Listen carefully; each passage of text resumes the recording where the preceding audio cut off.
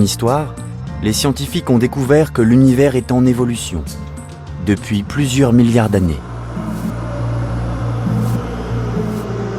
Avec un instrument comme celui-ci, eh bien, on observe les étoiles, on observe les galaxies qui sont des grands ensembles d'étoiles. Une galaxie comme la nôtre, il y a 200 milliards d'étoiles, comme le Soleil.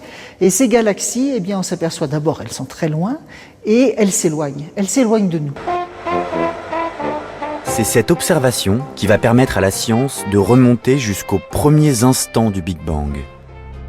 Les galaxies s'éloignent, mais il ne s'agit pas d'un mouvement des galaxies.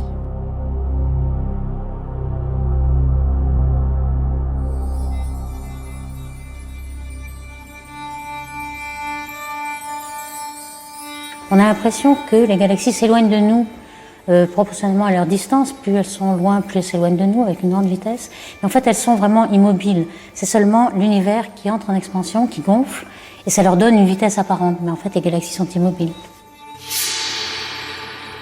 On peut représenter cela comme un gâteau avec des petits raisins, une espèce de pudding. Et le pudding, en gonflant, représente un peu l'expansion de l'univers, ce qui mène l'image assez juste que chaque galaxie est un grain de raisin et ne bouge pas.